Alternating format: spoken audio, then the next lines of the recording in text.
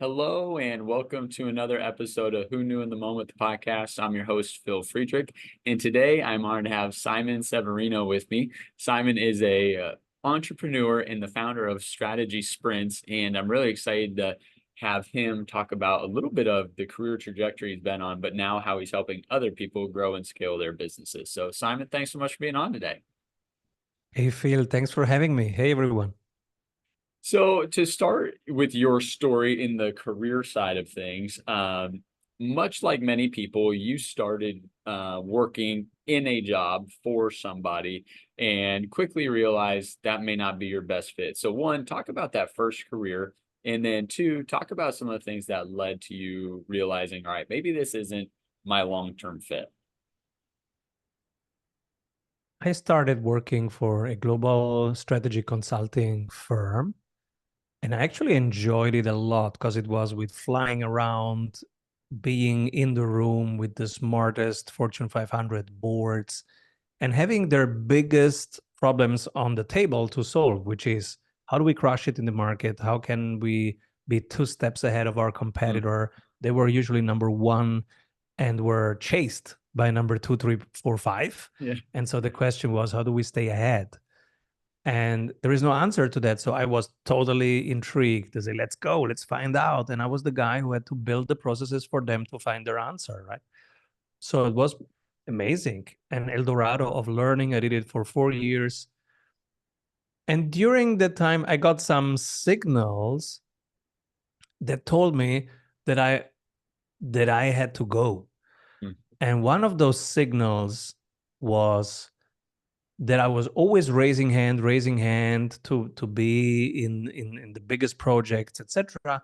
And that my peers were telling me, Simon, don't work so much. mm, We're trying here to optimize for lifestyle, not for performance, right? If you work so much, we all get more stressed, and our goals will double if you destroy our our balance here. And I was like, I'm not thinking like that. So that was the first signal. I wasn't optimizing for lifestyle. I was optimizing for impact. So that mm, was one signal. Another signal was that I wanted to start my own blog, my own podcast, and all this kind of things. They were emergent at the time. We're talking 20 years ago. yeah. So those were emergent things. And I was like, oh, that's cool. I want to do that. And there wasn't an official way of doing it there Yeah. um, that was driven by employees. Mm, So these two things came together, and I said, okay, I have to do my own thing. Let's start a spreadsheet. How much money do I need? 6 months in expenses. What are my expenses? Let's write them down. How much do you have on my bank account? Let's check the bank account. And then I said, all right, when the moment I have 6 months in expenses, I start my own thing. I started earlier. yeah. So talking about that, I think for many people, they might feel that same way about where they're at. Like, hey, maybe I'm limited in what my growth can be, or maybe I don't see the long-term trajectory. But there's that separation, there's that divide from making that jump to starting your own thing and leaving the safety that we feel in a 9 to 5 job or working for someone. So what would your encouragement be to somebody that's kind of in that spot right now where they're like, where I'm at isn't where I want to be long term, but I'm nervous to make the jump into an entrepreneurial route or switching jobs even, right? Sometimes it's just even switching from one company to another one. The first one is think about safety and what makes safety Yeah. for you. Okay. And think twice, because what you have been told about safety might be wrong. So make your own definition of safety. And it might include that there are no people who can fire you Yeah. tomorrow. Yes. So that sounds safer Yep. to me than having somebody that can fire me tomorrow. The other thing is, do you have a repeatable way of creating projects, of creating work? Because getting work fed by somebody else who's hunting it can stop tomorrow. Yep. So do you have a repeatable way of creating work, of creating demand, of getting in front of new people? So really my tip is learn sales. Whatever you are doing, learn sales, because that will give you the optionality over the next 10 years to do multiple things. If you learn sales, you have options. Yep. And that will de-risk your trajectory, whatever the trajectory is. I love it. I love it. So as you're pivoting from the job world to the entrepreneurial world, talk a little bit about some of the growing pains you had early on, but also talk about using the successes and having that, stoke the fire and just encourage you to keep progressing. The good thing I had learned from incredibly smart people Yeah. how to do the work of entering a market, crushing it in the market, staying in the market. So I Yeah. had already some tools in my toolbox. Now, the only thing that I had to learn is how to create repeatable sales. Because at that point, I was getting work because I was doing good work, but I didn't know how to put that on repeat. Mm. So, what is it actually that works? How am I doing sales? I didn't know. If you would have asked me, how do you actually do sales? I said, I don't know. I'm getting projects. And so I seem to be solving problems. But if you ask me, how did I get them to think about me? I don't know. So I had to sit down and think, how do actually people find me? Where do they find me? What do they think about me? What do they need? What do they get? Yeah. Now, in technical terms, we call it a buyer's journey. So this is a good exercise to do. And I had to do it for myself. And I realized, okay, most people come from my personal network. They know me. They're maybe friends of friends many times, or they are colleagues of past clients, or they are Mm. just past clients that called me 5 years later. So it was basically personal network, and that's not repeatable. It's great to have, and it's a great Yep. start, but that's not repeatable. So I was like, what's repeatable? And then I realized, oh, that's marketing. I have to start doing marketing. And so I started with social media and with a podcast and a YouTube channel. And then realized, oh, this is how you do it. So you have to spark new conversations and then attract the people that are interested in that topic. Mm. And so, what is my journey? And I said, okay, I'm on my journey to be financially free, to be an entrepreneur. This is the journey. And every day I started sharing a little bit about that on YouTube, on X, on LinkedIn. Uh, LinkedIn became the most boring one because everybody was talking corporate. So, Yeah. oh, I am so inclusive and ESG. And so it was the most boring thing to use. So I stopped doing that until I realized, wait a moment, this is where people still go to network and to exchange information and take decisions. So I have to find a way to make this fun. Yep. And that may be for the audience something that they are also struggling with. Maybe they find marketing boring. Think again, it can be super fun. So my way was, I don't think of it as marketing. I think of it as living my life in public. Mm. So I'm just who I am. I do what I do. And then I share a little bit of that every day. So for example, hey guys, today I'm wondering what are the 3 key metrics that you are measuring? These are the metrics that I am measuring. Yep. And then they start answering. There is a conversation, right? You get 30 answers. You learn a lot about the others. And that is the start of building community. This is the best marketing. You are on a journey from A to B. So in my case, I'm on my journey to financial freedom. I'm 44. I have 3 kids. If you are interested in this journey, subscribe and you will get, you're part of it, right? Yeah. So this is what I've learned about marketing, that's the marketing that works. It's real, it's a journey. And that's the reason why we watch Netflix, why we read books, because it is a journey. You don't know what's going to happen, but you're intrigued. And so Yep. that's human nature. So that's good marketing. And when you think about that, it's not real marketing anymore. It's you living your life, sharing it. And if anybody cares about it, they will subscribe. Well, and so I think with that, especially in today's world, oftentimes we think of marketing as it has to sell a product or it has to be an entrance into, a business opportunity. And I think a lot of marketing today is, all right, after I meet Simon, I want to go look him up, right? And if Simon doesn't show up, it brings to doubt in my head, right, whether or not Simon's actually accomplished something versus, oh, if I Google Simon and he's in the first three people that pops up as Simon Severino, right? Oh, okay. Well, there's some validation that can happen from that. So talk a little bit about, the idea of marketing maybe in today's culture versus what it was 50 years ago. It's exactly as you said. You get name dropped by somebody. You say, "Oh, you should meet Phil," Yeah. and then first thing you Google Phil. Yeah, That's what you right. do. You're on your phone or on desktop. You Google him, and so really the critical point. Well, actually, do this exercise right now, dear listener. Go pick your phone while you're listening to this. Check on your phone. Google your name in incognito mode. Google your name and see what are the first three things that pop up. Now you know what to improve in your marketing over the next weeks. Yep. That's the bottleneck. And if you don't show up at all, well, then we have a little bit more to do.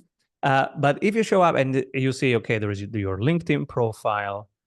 And if you wrote a book, there will be the book there. If you're on YouTube, there will be the YouTube there. If you're on X, formerly Twitter, that's what's going to pop up. And maybe your website, if you have a great website, it will pop up there. Now you know what to optimize.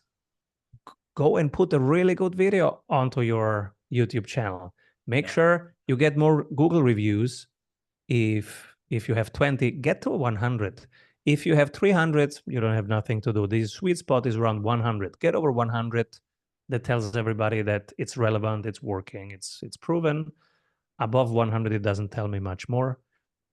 But get to 100 good Google reviews.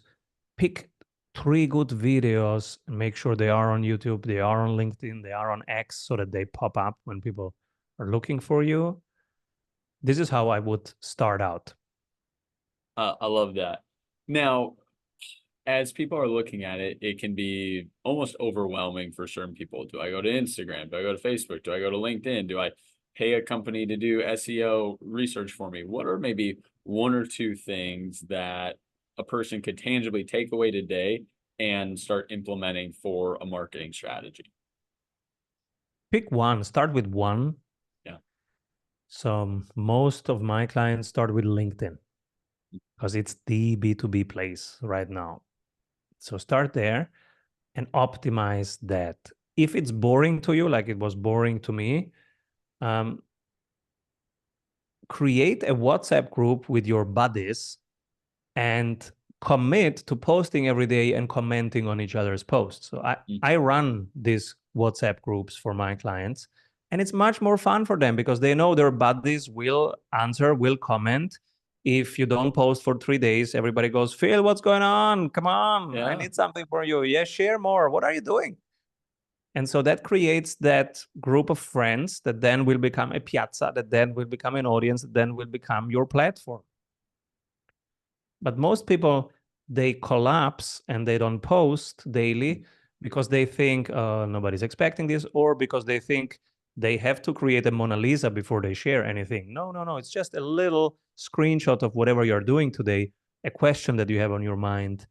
Just a question can be a great post. Hey guys, what do you think will happen in the topic where I'm an expert in? Insert your topic, ABC. That's a great post. Now, somebody listening said, Simon, I tried that, but only one or two people would even comment, or one or two people would like it, and they got discouraged and they stopped doing it. Yeah. What's your encouragement to get them back on track instead of focusing on, it doesn't seem to have worked. Hey, try it again, or maybe try it a little bit differently this time. Yeah, that's why you need a buddies group. You need an expansion team. We call them expansion teams. We put them together in 70 members in a WhatsApp group, and then they will push each other and they will comment. So when you now post, you have 30 comments. And now you don't stop doing it because actually there is somebody waiting for it, and you have great conversations during the day because they will answer. There will be a back and forth. And now When you now say, oh, you should talk to Phil, and I go to Phil's profile and I see, oh my God, it's buzzing around Phil. Yeah. This guy know his stuff. He can't be a jerk, because if he was a jerk, this would pop up here. Look how many people are commenting. So at some point, any dark things, red flags, they would pop up here, right? Yep. Because there is an open, loud conversation going on here. So, okay, I trust. If I'm now comparing multiple options, and I'm seeing one that has a buzz around the topic and seems to be the expert, because every day they are having dialogues about that topic, and it's community-driven dialogues. Mm. And then the other vendor or possible service provider doesn't have that. Well, which one is riskier for you to go with? And people want to reduce risk. I love that. Now, in your process, so you talk about doubling revenue in 90 days. And I think one of the pieces of your process is so critical and I think is so overlooked. But in those first few weeks, you help people free up their time. Right. I think Yeah. so many times what happens is people will sign up for a course, they sign up to learn from someone, and it's like, well, here's 9 things you need to do. And you go, well, I didn't have time to do the 10 things I'm already doing, let alone add on 9 more. How is this going to happen? So instead of starting with, well, here's all the things you need to do, what you actually do is you start with, here's how we can create more time in your schedule to then do the things you need to do. So somebody listening like right now is like, yes, this is what I need. Talk about 1 or 2 tangible takeaways they could have to start finding the time for the right things instead of spending all their time on different things. Sure. I can even show you for the people watching. Great. So beginner coaches, they give you more work. And after 22 years of coaching, I've realized my people don't have time. So I have to help them, first of all, get rid of all the activities that they're doing right now that don't directly contribute to their success and to their growth. Yeah. And so one of the first exercises is mapping out what they're currently doing, and then really help them just focus on the activities that increase pricing power, increase win rate, and increase sales velocity or frequency. And everything else, we basically cut the rest of the activities for 90 days and say, let's put that on pause for now. You can always restart it in 90 days. Guess how many people restarted in 90 days? Nobody. Yeah. So we focus on the few things that actually move the needle forward for them right now in pricing power, in win rate, and in sales frequency. Now they're doing half of the activities. They have their time back. They have now a week that feels calm, in control. You can play with your kids. You can walk the dog. You can cook something that's proper food and not just quickly done to survive, right? So you can read a book. And you can think about things and create a first draft, show it to somebody, create a second draft. So now we bring some calm in there because the few activities that they're doing are actually revenue generating activities. And if you do that, you have to do much less. Love it. So as you look at that, something I hear you talking about a little bit there is how this can be implemented or how this can impact you and your business might differ based on the person, right? Someone might use this strategy to say, gosh, I want to 5x my business. And if I could just delegate certain tasks, then I could be the catalyst for growth. Other people might use this and say, this just gives me time to two more hours a day to enjoy with my family. Maybe it didn't even grow my business, exponentially, but it just freed up time for me to use with other things that are important to me. And I think, oftentimes today in the social media culture, right, it's like, well, if you're not trying to grow and be the best and whatnot, then you're not doing it right. And I think for a lot of people, they get into business so they can have the time and the freedom, and then they wake up 10 years into the business and they go, I don't have any time or freedom. I am the business. So maybe talk a little bit about that balancing act with folks you've worked with and how they've, benefited from this. Yes, both is fine. You can optimize for lifestyle, which means just improving the profitability, how much you take home. Or you can optimize for scale, which means, okay, let's build the next Facebook. Fine. Yep. Both is fine. And sometimes they even overlap. When Mark Zuckerberg was asked he was offered, I can't remember if it was $1 billion or even more. And he was in his early 20s, and he was offered $1 billion to sell his company. And he looks at his buddies, they were also in their 20s, not very financial literate at that point. So they said, okay, what would I do with $1 billion next week? Mm. I would start something cool. I am running something cool. So no thanks. Yeah. So sometimes scaling and optimizing your lifestyle is even the same thing. Mm. Well, then go ahead, scale it, right? We have the tools for that. In other times, you're a solopreneur, you have 3 kids. For example, I have 3 kids, so I don't want to optimize for building Facebook and selling. I don't care about that. I want to have an amazing life. That's it, in every moment. Yeah. That's what I am optimizing for. So it's lifestyle optimization, right? Yeah. Adventures with them, enjoying the heck out of the next 20 years, because then they're gone. I love it. And so optimizing lifestyle is not a taboo anymore. It was a taboo. It used to say, oh, you have a lifestyle business. That means it's not a proper business. If Yeah. you hear that from a VC or from a PE, that they are telling you that you're a loser. Yeah. It's not the case anymore, because you can run $1 million company, and you don't even need $1 million. If you, as a solopreneur, are doing 200,000 in total revenue, and if you can keep in net profits 150,000 of that, you are crushing it. You are having an amazing life. You can enjoy your children. You can meet your friends. You don't have to think about what you're buying for the barbecue. You can buy whatever you want, and you travel as much as you want, and you might have some work also from your travel destinations because you're staying there for months. So is that a bad optimization? I would say that's an amazing life. And Yeah. if your business funds that life, I don't see anything to criticize there. It's beautiful. I love it. Now, I know you've written a book. So talk a little about, the catalyst behind the book and then where people can get your book. Yeah, the book is called Strategy Sprints. People can get it on Amazon. Fun thing is it's getting translated right now in Chinese, so we will see Oh, cool. uh, how that pans out.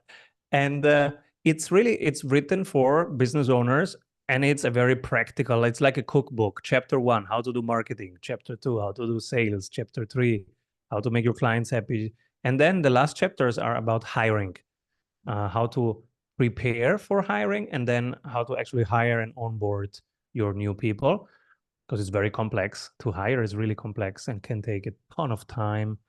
So I share my own checklists that help you make it a little bit more efficient. Yeah, it's really a practical cookbook for entrepreneurs on how to run a business. Now, the hiring game is, I mean, if anyone had the magic bullet for that, every business would be cured, right? We'd all hire the right person the first time, and there would be no 3 weeks in, oh man, who'd I get?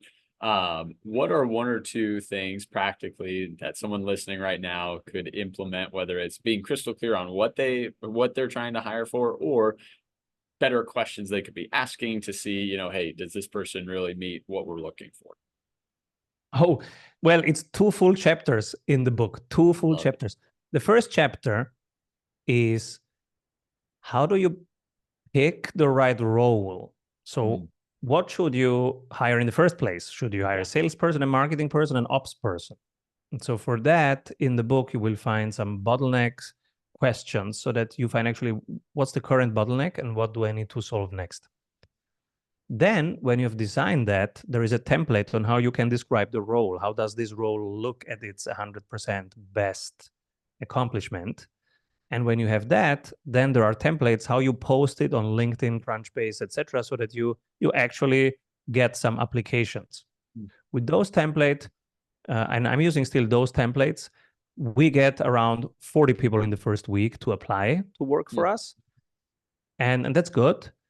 And the next piece is not to waste too much time. You don't want to talk to 40 people. If 40 apply, you want to talk to the top 10 after you have screened them. How do you screen them? You have them send in a demo of their work. So if it's that depends on the role. And but the big mistake is people start talking to everybody. Don't talk to everybody. You screen them by them showing some part of how they work and what I have worked so far. So if it's a sales person, we ask them to send in a video that answers 5 questions. Why do you want to work exactly with us when you can work somewhere else? What are typically, how do you get a meeting with a CMO of Coca-Cola if you don't know them? How do you get past their gatekeepers? And what are the typical objections that you hear and how do you handle them? And you want to make it a video because that's a sales role. So they will have to be good at listening and speaking. So get a demo before you talk to them. And if they cannot make a video, they cannot do sales for you. That's a given. Yeah. If it's a developer, you want them to see how they are coding. And so you want a couple minutes of how they're coding that's the demo. So whatever the role is, you want to see the work and you give them a task that's challenging, but not too hard, but that is similar to what they would have to do in your team. So this is how you are de-risking it for them and for you and how you make it more efficient. And then there are more checklists. When you have picked then the one person from those top 10, now you talk to them, what to look at and how to define the onboarding, because the first week needs to have a very specific flow of what happens there so that they get actually productive. Yeah. And then you have to set already some quality loops. How often will you talk about performance? Who will talk about performance? What's the one spreadsheet? And I share my own spreadsheet that will be used weekly, monthly. I love it. I love it. And you nailed it, right? I mean, I think at the end of the day, that first week really sets a trajectory for how they feel about the company, how they feel about the opportunity. So, well, Simon, I want to say thanks so much for hopping on today and just sharing, a little bit about your story, how you've gotten to where you're at and all the amazing things you're doing. And yeah, excited to continue to see all the amazing brands and companies that you're able to help. Many of these checklists that we've talked about, they can be also downloaded on our website, strategysprints.com. And in the book, they can find even more checklists, but also specific case studies of entrepreneurs, how they had to solve the pricing problem, the hiring problem, etc., and how they did it.